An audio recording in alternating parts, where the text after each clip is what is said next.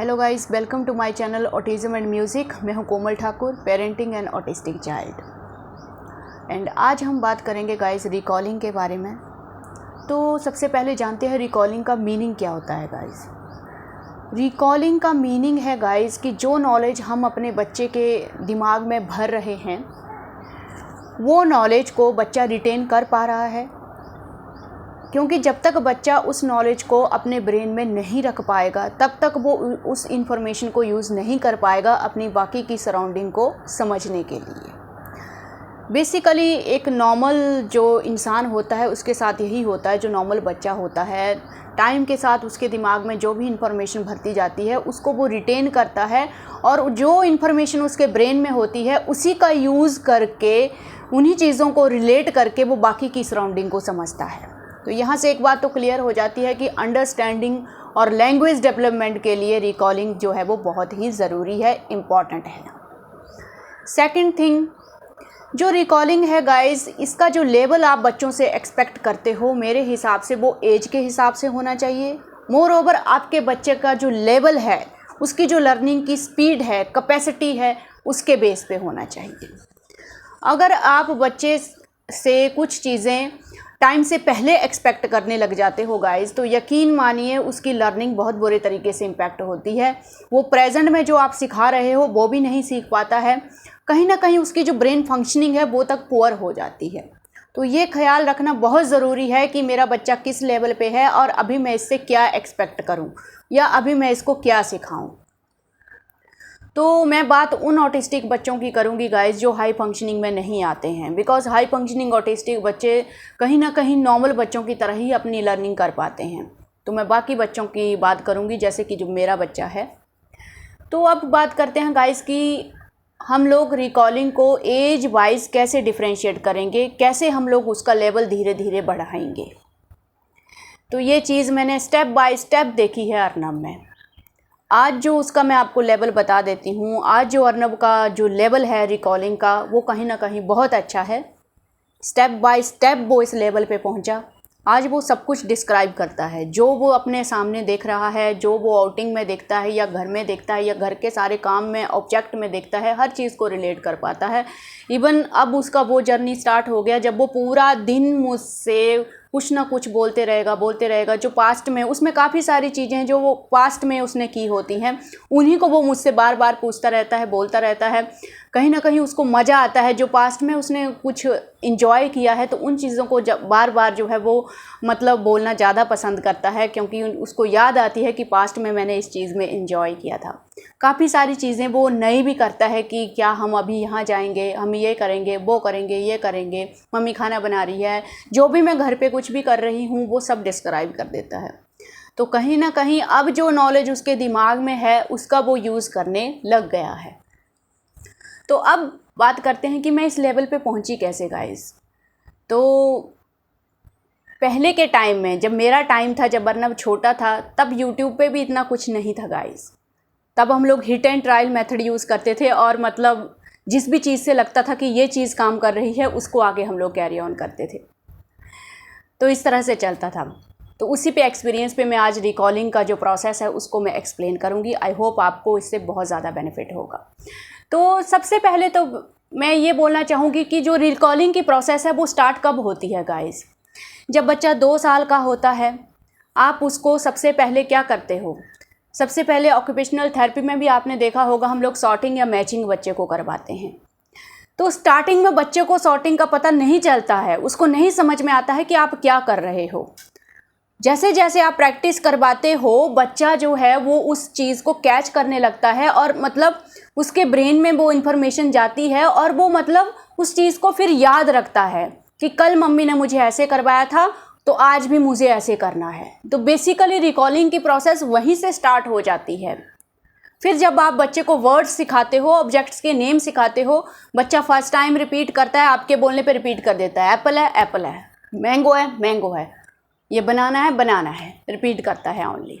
लेकिन जब आप पीछे से दोबारा से उसको पूछते हो तो कई बार बच्चा भूल जाता है, ब्रेन वॉश, कुछ भी याद नहीं रहता उसको। स्टार्टिंग में सबके साथ ऐसा होता है, बिकॉज स्टार्टिंग में बच्चा समझता ही नहीं है कि मुझे रिकॉल करना है या ये जो इन्फॉर्मेशन है ये मुझे अपने दिमाग में रखनी है। ये मैसेज जाने में उसके ब्रेन में टाइम लगता है। कुछ टाइम के बाद जब आप बार बार रिपीट कर करके उन चीज़ों को पूछते हो तो बच्चे को कहीं ना कहीं वो दिमाग में जाता है, बच्चा अपने दिमाग में वो मैसेज भेजता है कि इन चीज़ों को स्टोर करके रखो फॉर फ्यूचर रिस्पॉन्स। तो कहीं ना कहीं जब बार बार आप रिपीट कर करके, इसलिए बोलते हैं कि जो ऑटिज़म की जो लर्निंग होती है ऑटिस्टिक बच्चे की, उसमें रेपिटेशन का बहुत बड़ा रोल है। अगर कोई चीज़ बच्चे को नहीं आ रही है तो जितना टाइम आप बच्चे को रिपीट करवाते हो उतना ही वो चीज़ और भी अच्छी तरह से बच्चा गेट करता है। तो बिकॉज स्टार्टिंग में अंडरस्टैंडिंग भी नहीं होती है, तो हमारे पास only and only one tool होता है, वो होता है रेपिटेशन, बच्चे को रिपीट कर कर कर के सिखाना। तो फर्स्ट ईयर जो है हमारी ऑटिस्टिक जर्नी का जो लर्निंग का जो हमारा मतलब फर्स्ट ईयर है वो ऐसे ही निकलता है। हम हर चीज़ को रिपीट कर करके बच्चे को बताते हैं और फिर बच्चे को कहीं ना कहीं 1 साल के बाद वो आइडिया लगने शुरू होता है कि ये जो कुछ भी मुझे सिखाया जा रहा है इसको मुझे अपने ब्रेन में स्टोर करना है। तो पहला प्रोसेस जो है वो ये होता है रिकॉलिंग का। तो आप रिपीट कर करके बच्चों को सिखाएं। तो फिर मैंने अभी लास्ट वीक में एक कमेंट पढ़ा, 3 साल का बच्चा है गाइज, और उसको मतलब उसके जो पेरेंट हैं, मुझे नहीं पता ये थेरेपिस्ट बताते हैं या मैंने कहीं पढ़ा भी है, हालांकि ये ठीक है, लेकिन लेवल के हिसाब से इस चीज़ को कीजिए। मतलब आपका बच्चा 3 साल की एज में सब बता रहा है, सारे पॉइंटिंग करके बुक में से देख के आपको सब बता रहा है, ये एप्पल है, ये बनाना है, ये एनिमल है, ये एलिफेंट है, ये लॉयन है, बहुत सारी चीज़ें आपको बता रहा है। तो उस लेवल पे वो चीज़ भी बहुत बड़ी है, मतलब उसका रिकॉलिंग का जो प्रोसेस है वो स्टार्ट हो चुका है। आपने जितना कुछ बच्चे को सिखाया, जितने भी ऑब्जेक्ट्स के नेम आपने सिखाए, आप एक लेवल पे आ गए जहाँ पे आप बच्चे को पूछ रहे हो और बच्चा बिल्कुल करेक्टली सबके जो ऑब्जेक्ट्स हैं उनकी जो है वो नेमिंग कर रहा है। तो ये रिकॉलिंग ही तो है, इतना सारा नॉलेज बच्चे ने रिटेन करके रखा है, मतलब उसकी मेमोरी में वो चीज़ें जा चुकी हैं। तो क्या ये रिकॉलिंग नहीं है? 3 साल के बच्चे को आपने पढ़ाया Apple, banana, mango and grapes, और फिर आप कार्ड बंद कर रहे हो और फिर बच्चे से एक्सपेक्ट कर रहे हो कि बच्चा सेम उसी सीक्वेंस में फ्रूट्स नेम बोले, एप्पल, बनाना, मैंगो, ग्रेप्स। क्यों सीक्वेंस के पीछे क्यों पढ़ रहे हो गाइज? अगर वो कार्ड उल्टे करके आपको बता रहा है कि मैंने ये फ्रूट्स मैंने देखे थे, या उनमें से 2 फ्रूट के नेम भी उसको याद रहे बिना कार्ड के, एक्सीलेंट। 3 साल की एज में ये बहुत बड़ी चीज़ है। आप उस सक्सेस को सेलिब्रेट कीजिए, ना कि आप उसके पीछे पड़ जाओ कि जब तक आप सीक्वेंस में नहीं बोलोगे तब तक मैं नहीं मानूंगी कि मैं कामयाब हूँ। तो एक तो ये गलती मत कीजिए गाइस, लेवल के हिसाब से ये चीज़ रखिए। रिकॉलिंग का जो प्रोसेस है वो एज के साथ जब ब्रेन मैच्योर होता है, साइंटिफिकली ब्रेन मैच्योर होता है, उसी हिसाब से जो रिकॉलिंग है उसकी जो क्वालिटी है वो बढ़ेगी आगे जाके। आप ये मत सोचो कि 3 साल में मेरे बच्चे ने ये चीज़ नहीं की तो आगे जाके भी वो नहीं करेगा। नहीं, ये चीज़ मैंने बहुत ही अद्भुत ढंग से मतलब अपने बच्चे में फील की है कि स्टार्टिंग में क्या लेवल होता है और बाद में जाके क्या होता है, क्योंकि तब उनका ब्रेन भी उसको सपोर्ट करता है उस चीज़ को। तो सबसे पहले तो जो वर्ड्स होते हैं उसके जो ऑब्जेक्ट सिखाते हैं वहीं से रिकॉलिंग स्टार्ट हो जाती है। फिर जो आपका नेक्स्ट लेवल होता है, पहला लेवल ये है कि अगर बच्चे को आपने सिखाया और बच्चा सारी नेमिंग करेक्टली कर रहा है तो ये रिकॉलिंग का जो फर्स्ट लेवल है ये आपने अचीव कर लिया है गाइस। फिर सेकंड लेवल आता है कि जब बच्चे को आप रिलेट करना सिखा रहे हो चीज़ों को, लाइक आपने उसके सामने कॉम्ब रखी है तो उसको आप सिखा रहे हो कि कॉम्ब से कंघी करते हैं। लाइक आप एक्शन भी सिखा रहे हो, बहुत सारी चीज़ें आप ऐसा कर सकते हो कि बहुत सारी चीज़ें आप लाइव अपने सामने रखो और बारी बारी से उसके बच्चे के सामने जो वो आपको एक्शन करना है। लाइक कंघी से कॉम्ब करते हैं, गिलास से पानी करते हैं, आप एक्शन भी साथ में करोगे उस चीज़ को, है ना। तो साबुन से लाइक हम लोग हैंड वॉश करते हैं, पानी से हैंड वॉश करते हैं, जो भी चीज़ें हैं, अगर बच्चा सेम टू सेम उस चीज़ को कर पा रहा है वो भी रिकॉलिंग है। अगर बच्चा रिलेट कर पा रहा है, क्योंकि वो रिलेट तभी कर पाएगा जब उसके दिमाग में कुछ इन्फॉर्मेशन होगी, उसको रिकॉल करके ही वो रिलेट कर पाएगा ना। कि गिलास से पानी पीते हैं, उसको पानी का भी पता होना चाहिए, उसको गिलास का भी पता होना चाहिए, तभी जाके वो रिलेट कर पाएगा ना उन चीज़ों को।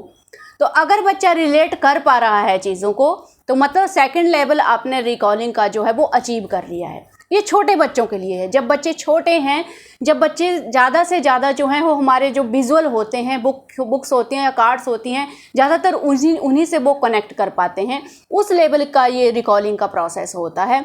उसके बाद जब बच्चे सराउंडिंग के साथ खुद से कनेक्ट करने लग जाते हैं, जब नॉलेज काफ़ी आ जाता है, काफ़ी ऑब्जेक्ट्स उनको पता चल जाते हैं, तब जाके वो सराउंडिंग के साथ कनेक्ट करता है और फिर वो उसका जो है वो रिकॉलिंग का नेक्स्ट लेवल स्टार्ट होता है। तो 5 इयर्स तक आपको यही लेवल अचीव करना चाहिए कि काफ़ी सारी चीज़ें जो है वो बच्चा बुक से एक्सप्लेन कर पाए, ऑब्जेक्ट्स की नेमिंग कर पाए, उन चीज़ों को जो है 2 चीज़ों को आपस में रिलेट करना सीख जाए। और दूसरी भी सबसे बड़ी बात है, फिर हम लोग थोड़ा सा लेवल जो है वो बच्चे के लिए टफ करते हैं। बच्चे को एक पूरा सीन जो है हम लोगों ने समझाया है, अगर मैंने उसको, जैसे आप सीक्वेंसिंग पजल यूज़ करते हो, तो क्या बच्चा वो पूरा जो सीक्वेंस है उसको याद कर पा रहा है? तो उसको पहले तो आपने कार्ड से ही समझाना है कि हम लोग सुबह उठते हैं तो सुबह हम लोग ब्रश करते हैं, फिर नहाते हैं, फिर हम लोग ब्रेकफास्ट करते हैं, फिर रेडी हो जाते हैं, फिर स्कूल जाते हैं। तो पहले तो बच्चे को कार्ड पे ही वो चीज़ करने आनी चाहिए। आप उसको बिना कार्ड के नहीं एक्सप्लेन करोगे, कार्ड से ही आइडिया दोगे कि ऐसे ऐसे सीक्वेंसिंग होती है। तो जब कार्ड से बच्चा बिल्कुल प्रॉपर जगह पे एक के बाद एक सीक्वेंस जो है वो प्रॉपर जगह पे कार्ड अगर बच्चा रख पा रहा है, तो उसके बाद आप जो है वो बिना कार्ड के वो फिर स्टार्ट करो वो लेवल। जब वो आप बोल रहे हो ना कि 3 साल की एज में मैं बिना कार्ड के बच्चे को सिखा रहा हूँ, उसको 5 इयर्स तक पूरा मौका दो कि वो ज़्यादा से ज़्यादा नॉलेज जो है वो भर सके अपने दिमाग में। फिर आप एक्सपेक्ट करो, अब आप कार्ड्स को हटा दो, अब उसको पूछो कि हाँ बेटा हम सुबह क्या करते हैं, सुबह हम ब्रश करते हैं, फिर क्या करते हैं, फिर नहाते हैं। डेली लाइफ में भी आपको ये चीज़ सिखानी है। तो इस तरह से क्या होगा कि फिर जब बच्चा बिना कार्ड के वो चीज़ें बोल पा रहा है, तब तक उसका रिकॉलिंग का प्रोसेस जो वो भी स्ट्रॉन्ग हो चुका होता है। तो वो आपका नेक्स्ट लेवल होता है रिकॉलिंग का। आपने कुछ बच्चे को इतना बड़ा समझाया, इतना बड़ा डिस्क्राइब किया और बच्चे ने वो पूरा को पूरा माइंड में अपने भर लिया और उसको बाद में आपको पूरा सीक्वेंस में रिस्पॉन्स कर रहा है। तो 5 इयर्स के बाद आप ये चीज़ें एक्सपेक्ट करो। फिर जब वो कार्ड से भी सीख लिया, बिना कार्ड से भी सीख लिया, फिर ट्राई करो कि वो सराउंडिंग में जब आप आउटिंग में जा रहे हो, ग्राउंड में जा रहे हो, मार्केट में जा रहे हो, फिर डेली आपको क्वेश्चन आंसरिंग करनी है। नेक्स्ट लेवल आता है क्वेश्चन आंसरिंग। फिर आप कार्ड से नहीं कर पाओगे गाइस। फिर 6 to 7 इयर्स की एज में आपका एम होना चाहिए कि मैं बिना कार्ड के, जैसे ही बच्चा मार्केट से आ रहा है तो वैसे ही उसको रोज़ पूछना है, अभी कहाँ गए थे? हम मार्केट गए थे। मार्केट में क्या लिया? हाँ मैंने बिस्किट लिया। फिर आप किस में बैठ के आए? हाँ मैं ऑटो बैठ के आया। तो स्टार्टिंग में आपको खुद ही एक्सप्लेन करनी है ये चीज़ें, फिर जो है वो धीरे धीरे बच्चा भी उस चीज़ को एक्सप्लेन करने लगता है। क्योंकि बुक से ज़्यादा बच्चे सराउंडिंग से भी इस लेवल पे ज़्यादा कनेक्ट होते हैं, क्योंकि उसमें वो खुद है, उसमें वो खुद रोल प्ले कर रहा है। वो खुद मार्केट में गया है, सब कुछ उसने अपनी आंखों से देखा है, किया है, ऑब्जर्व किया है, फील किया है। उस लेवल पे जाके ये चीज़ जो है वो ईजी हो जाती है। तब आप देखोगे तो आपको ज़्यादा टाइमिंग नहीं लगेगी, रादर दैन कि आप 3-4 इयर्स की एज में ही सब कुछ स्टार्ट कर दो। तो आप देखोगे कि बच्चा फ्रीक्वेंटली कुछ ना कुछ तो ऑब्जर्व कर पा रहा है ना। तो इस तरह से फिर आपको अपनी जो सराउंडिंग है उसको डिस्क्राइब करना सिखाना चाहिए और वहाँ पे कोशिश करनी चाहिए कि बच्चा जो है वो रिकॉल कर सके जो भी वो कुछ कर रहा है। अब आती है बात घर पे जो भी कुछ कर रहे हो वो भी आपको एक्सपेक्ट करना है कि बच्चा उस चीज़ को याद रख सके। अगर उसने ब्रश कर लिया, उसी टाइम पे पूछो। अब ब्रश अपने हाथ में आपने पकड़ा है और बच्चे को पूछो कि अभी हम क्या करेंगे, तो बच्चा बोलेगा मैं ब्रश करूँगा, अभी हम ब्रश करेंगे, है ना। फिर ब्रश कर लिया, फिर आप पूछो कि ब्रश कर लिया? हाँ ब्रश कर लिया। सब अगर बच्चे को नहीं आता है, स्टार्टिंग में सब आपको ही रिपीट करवाना है उससे, क्योंकि फर्स्ट टाइम कई बार बच्चों को आइडिया नहीं होता है। लेकिन रोज़ रोज़ जब सेम क्वेश्चन आंसरिंग रोज़ रोज़ जब आप करते हो तो एक लेवल पे आके बच्चे को आइडिया उस चीज़ का हो जाता है। अभी आपने बकेट में पानी भरा है, बच्चे ने अपने पूरे कपड़े खोले हैं, वो नहाने के लिए रेडी है, फिर पूछो अभी हम क्या करेंगे? अभी हम नहाएंगे, है ना। साबुन हाथ में पकड़ा है और आप बच्चे को पूछोगे अभी मैं क्या करूँगी, अभी क्या करूँगी? साबुन लगाएंगे, है ना। टॉवल पकड़ा है, टॉवल से क्या करेंगे? टॉवल से बॉडी पोंछेंगे पूरा। तो एक बार पहले पूछना है और एक बार जो एक्टिविटी कर दी उसके बाद फिर पूछना है, ठीक है। खाना खा लिया, खाने की प्लेट सामने है, अभी हम क्या करेंगे? अभी हम खाना खाएंगे। रादर देन मतलब आपको एक्सपेक्ट करना है कि बच्चा खुद बोले। फिर क्या होता है ना, बाद में फिर बच्चे खुद बोलने लगते हैं, अभी हम खाना खाएंगे, अभी हम ब्रश करेंगे। तो हर चीज़ को करने से पहले आपको पूछना है, ठीक है। फिर थोड़े टाइम के बाद आप बच्चे को खड़ा कर दो सुबह, ब्रश भी हाथ में नहीं लेना है। तो उसको फिर काफ़ी टाइम के बाद फिर पूछना है कि अभी हम क्या करते हैं सुबह। तो बच्चे के पास वो प्रॉम्प्ट नहीं है, आपने ब्रश नहीं पकड़ा है हाथ में, तो वो आपको खुद से बोलेगा कि ये वाली जो टाइमिंग है ये ब्रश की है। फिर उसको रिकॉल करना है कि ये टाइम पे रोज़ मैं क्या करता हूँ। फिर वो सोचेगा कि ये कौन सा टाइम है और इस टाइम पे मैं क्या करता हूँ। तो बच्चा बोलेगा कि अभी मैं ब्रश करूँगा। फिर ब्रश कर लिया, आप बाथरूम में मत लेके जाओ उसको। फिर ब्रश करने के बाद उसको पूछो कि अभी ब्रश कर लिया, अभी क्या करोगे। तो फिर वो रिकॉल करेगा कि रोज़ का जो शेड्यूल था, रूटीन थी, उसमें ब्रश के बाद क्या था, ब्रश के बाद मैं नहाता हूँ। तो वो रिकॉल करेगा उन चीज़ों को, है ना। इस तरह से क्या होगा, एक दिन आप देखोगे कि बच्चा पूरे का पूरा दिन का जो रूटीन है वो अपने आप आपको एक्सप्लेन करेगा कि हाँ हम लोग सुबह ब्रश करते हैं, ये करते हैं, ये करते हैं, पूरा रूटीन बताएगा। फिर आपको टाइम का आइडिया देना है कि अभी कौन सा टाइम है, अभी मॉर्निंग टाइम है, अभी आफ्टरनून टाइम है, अभी इवनिंग टाइम है। तो आप पूछ सकते हो कि हम ब्रश कब करते हैं। जब आप अच्छे दिन में कभी भी बैठे हो बच्चे को, तो आप लर्निंग में सिखाइए कि हम ब्रश कब करते हैं। उसको नहीं पता होगा कि हम कब करते हैं, तो आप बताओगे ना कि हम ब्रश मॉर्निंग में करते हैं। तो हम ब्रेकफास्ट कब करते हैं। ये भी जब आप खाना खिलाते हो तो बच्चे को बोलना है कि अभी कौन सा मील खा रहे हैं। लाइक अभी हम लोग ब्रेकफास्ट कर रहे हैं, तो मॉर्निंग में ब्रेकफास्ट खाते हैं। अभी कौन सा टाइम है। दूसरी बार जब खाना आप खिला रहे हो दोपहर में, तो आप पूछो कि अभी हम लोग क्या खा रहे हैं, ब्रेकफास्ट खा रहे हैं या लंच खा रहे हैं। तो बच्चा ऑब्वियसली जो भी चीज़ आपको नई इंट्रोड्यूस करनी है वो ऑप्शन के साथ इंट्रोड्यूस करनी चाहिए, क्योंकि फर्स्ट टाइम तो बच्चे को कुछ आइडिया नहीं है मॉर्निंग आफ्टरनून क्या होता है। तो ऑप्शन जो है वो सबसे बेस्ट तरीका होता है नई चीज़ को इंट्रोड्यूस करने का। फर्स्ट टाइम वो कुछ भी बोले, अभी मैं ब्रेकफास्ट खा रहा हूँ, चाहे उसने रॉन्ग ही बोला, फिर आप करेक्ट करोगे, नहीं ब्रेकफास्ट नहीं है, अभी मैं लंच खा रहा हूँ।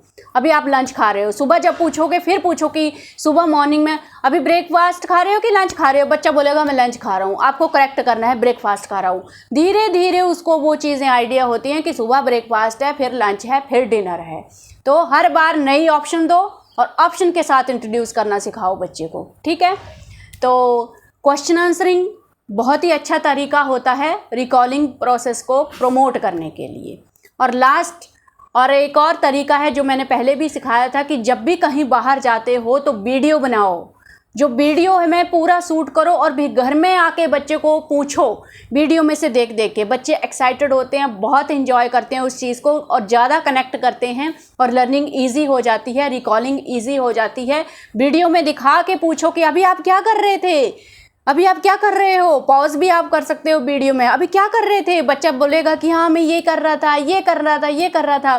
तो फिर वीडियो दिखा के फिर आप वो वीडियो जो आपने हेल्पिंग एड रखा है उसके लिए प्रॉम्प्ट उसको हटा दो और फिर पूछो तो आपने क्या क्या किया, तो आपने वहाँ पे क्या क्या किया। अगर बच्चा फिर भी उसको मुश्किल हो रही है तो क्वेश्चन आंसर से पूछो। लाइक आपने क्या खाया था, आपने किससे खेला था, आप किसके साथ घूम रहे थे। तो अगर वो पूरा डिस्क्राइब नहीं कर पा रहा है तो क्वेश्चनिंग से हेल्प करो। तो क्वेश्चनिंग से फिर वो कनेक्ट कर लेते हैं। खाने का पूछा है तो वो रिकॉल करेगा कि मैंने क्या खाया था, है ना। तो धीरे धीरे फिर वो डिस्क्राइब करना जो है वो बच्चे को ईजी हो जाता है। तो यहाँ से ब्रीफिंग भी बहुत अच्छी हो जाती है। तो आई होप ये वीडियो आपको बहुत हेल्प करेगा गाइस।